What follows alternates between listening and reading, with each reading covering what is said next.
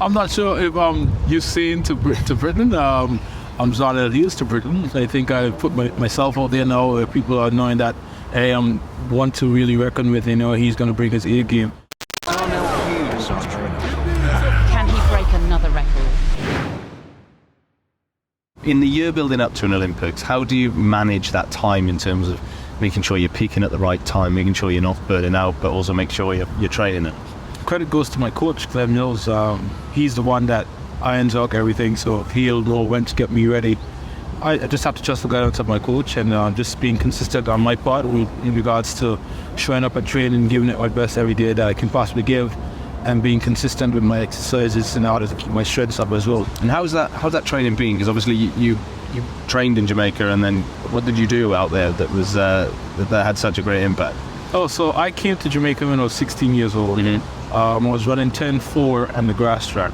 Coach Mills and Coach Patrick Darson, they loved my whole, technique and stuff, because I had really good technique as a youngster.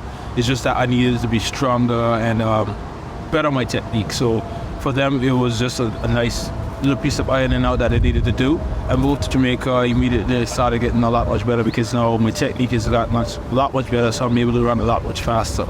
So by my first year there, I was running 10.20.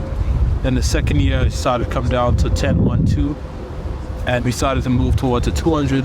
I came there running about 21 seconds there about, and then I moved down to 20.4 and 20.3. And then 2015 is when I ran 20.01. That was my PB before, and that lasts quite some time. I started running the 100 more seriously around 2018 after competing at champs in Jamaica. That's the high school championship. Yeah. 2018 is when I burst on the scene and I ran 991, and that's when I first broke 10 seconds. And from ever since then, we just been trying to get a lot faster. Injuries came along the way, and thankfully we had a great season this year where we lowered the personal best, which stood there from since 2019. And was that the first time you ran sub 10 in the championships, or had you been doing it in training? So for me, it was my first time running 9.8 at the major championship. Yeah. I've always ran like a 9.95 or 9.98. How does that feel when up against the pressure you nail that and you do run as fast as you know you can? Honestly, I don't feel that pressure you guys be mentioning. I really don't. I enjoy the moment because I've worked for it. So for me, when I'm there, I'm embracing everything that's happening around me. The competition, the warm-up, the moments with the crowd. For me, I just need to be there on the start line with my head strong and ready to go out there and give it a great shot. Forget who's next to me, because at the end of the day, they're worried about who's next to them as well. So I need to ensure that I bring my A game at all times. In the past, you've had characters like Usain Bolt that sort of supersede athletics, and they just go sort of stratospheric. Are you Britain's answer to Usain? I'm not sure if I'm Usain to Britain. I'm Zharnel Hughes to Britain, but I definitely think I put myself out there now where people are knowing that hey, I'm one to really reckon with. He's going to bring his A game. I love running fast, breaking records. As long as I stay healthy, anything is possible for me. And I'm looking to lower the records again, so I've enjoyed what I've done this year, but there's a lot more room for improvement. There's some bits that we could have fixed along the season, but nevertheless, we were able to get a medal, and that's what matters to me. So, have you got quicker in you? I definitely think so. How do you do that? What do you need to do to go quicker than you're already going? Technique. It all comes down to technique, how you execute the race. For me, one of my biggest factors is my start because of my height. Mm-hmm. Usain had the same issues where we're not the fastest out the blocks, but if we can be technically correct out the blocks, then we'll be able to stay with the pack. So for me, I just need to master those first bits in the race. As long as I do that, then I'll be fine. There are a lot of similarities between you, right? In that regard, have you been picking his brains about that? How does I have it? No. And I mean, you mentioned the start, and we were talking about it earlier about how strict it is now in terms of, one false start and your Olympics is done. Does that impact the way that you approach starts? Are you sitting back in the blocks a little bit so that you don't get pinged, and then relying on your transition and your last part of the race to win it for you? Yeah, it used to be like that. You have to think, okay, I don't want to jump, I don't want to this. But at the end of the day, you have to get over that, because if you still remain in that cycle, then you're gonna forever stuck there. For me, as long as I worry about getting my technical bits correct, I have none to worry about. So I just go there with a clear mindset, because my coach is always speaking about, when you approach the line, whatsoever happened in the past happened in the past. Now is the time where you step up and you show yourself mostly what you're capable of doing. What is it that's in your head at that moment? What are you visualizing when you're at the starting block? So obviously, big competitions, you've got a camera in front of your face, your name's being rung out around the crowd, the crowd is screaming your name. What's going through Zharnel Hughes' mind at that stage? When I just enter the stadium, I acknowledge the crowd, but the moment the starter says on your marks, everything goes mute for me. I don't see who's next to me. I just see my lane. I probably see a photographer down at the finish line as well. But for me, I'm just, ready to bring my A game. This is when it matters. This is my time. This is where I prove to myself that I'm capable, And when I'm on the starting line, I just think about being patient with my phases. Don't rush anything. Whatsoever happens around you, do not panic. Do not get thrown off by what's happening around you. What you control is yourself, and staying in your lane and ensuring that you get to top speed as quickly as possible and maintain your technique and speed. Because once you maintain your technique, your speed is still there, so you decelerate a lot much better. So for me, that's what I think about. Getting a great execution, not worried about getting the best of start, because I'm not going to always get the best of start. Yeah. So as long as I don't rush the phases, I'm fine. And a lot's been made of equipment, especially recently. We did a story recently about Aston Villa's shirt being too sweaty for the players, for example. How much emphasis are you putting on what you wear in the spikes you've got, what you wear in your vest and all that sort of stuff? How much say do you have in it, in terms of, you say, I want this is a bit too loose, this is a bit too tight, and how much do you think does it have an impact on your time? Well, I have to give credit to my sponsors, Adidas. They take their time out to ensure that we have the best kit that we could possibly get to go up there and fast. So their competition gear is very light. The spikes are top tier, the best of the best. And I leave that bit to them. So yeah. I might have a little bit of input, whereas, for instance, if it's not fitted properly on my foot, or if it feels a bit too stiff, because I have really good dorsiflex. Mm-hmm. So if it's a bit too stiff, and especially coming around the bend, if I can't get enough movement there, then it's a bit hard for me to get around properly. So I'll feed back information to them, let them know how I feel putting the spikes on.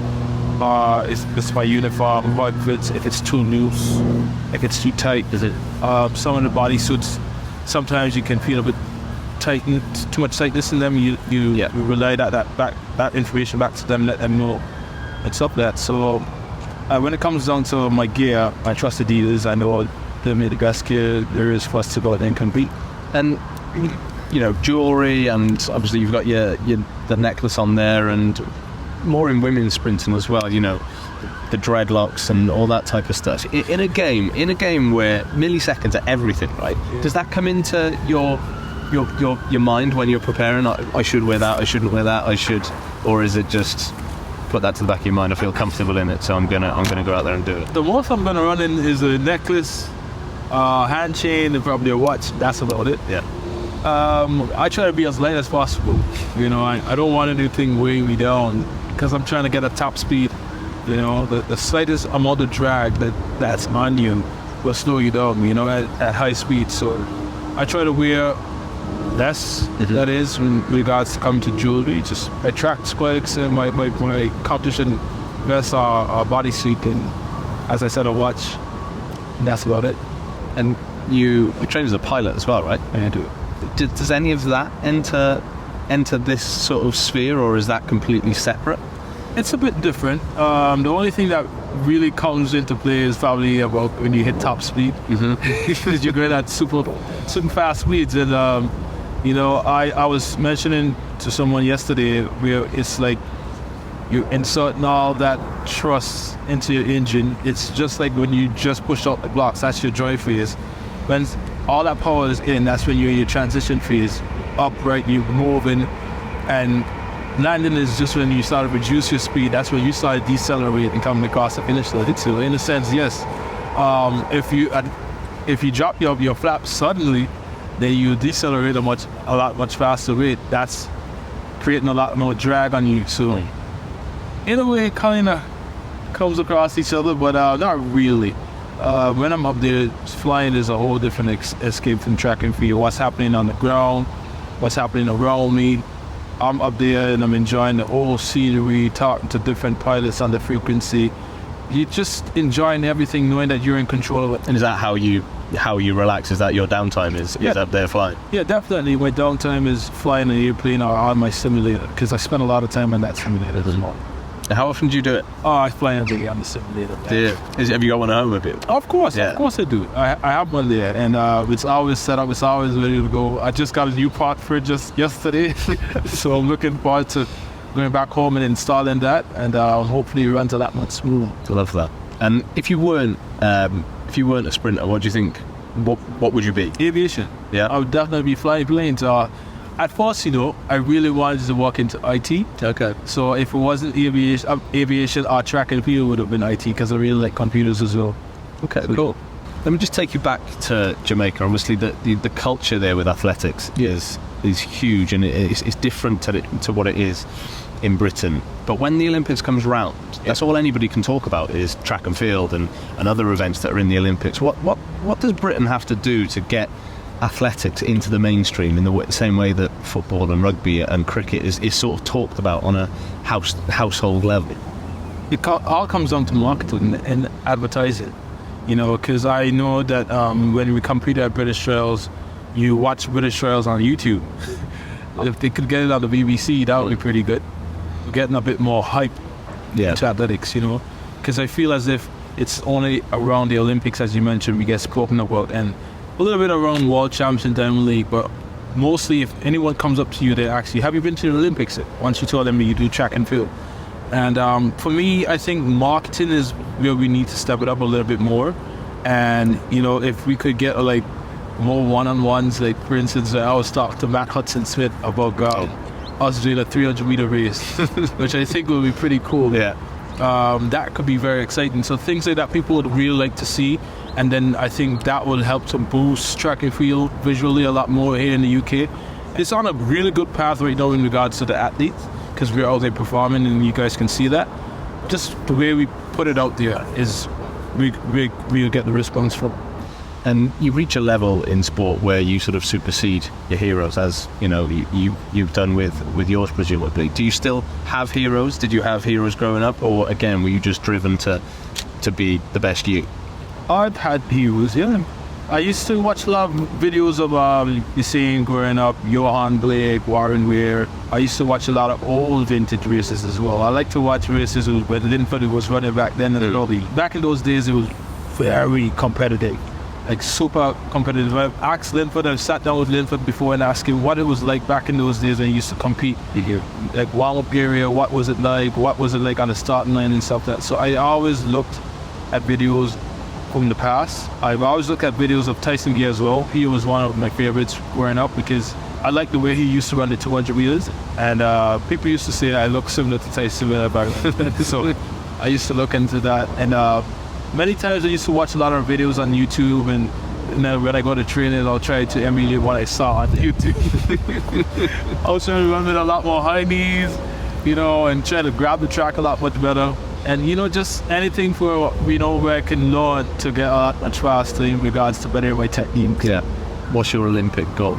I need to ensure that I take good care of my body, be consistent in regards to my rest, my recovery, keeping up with my exercises. That way I stay strong and prevent injuries, and keep my injury structures well put into place. So my ice baths up and done properly, My massage sessions are done correctly as well. So, and my stretching, because I realized that me stretching a lot this year has helped me out. So for me, ensuring those bits are done correctly, going through the round by round, and giving it my A game every single time I step forward to that starting.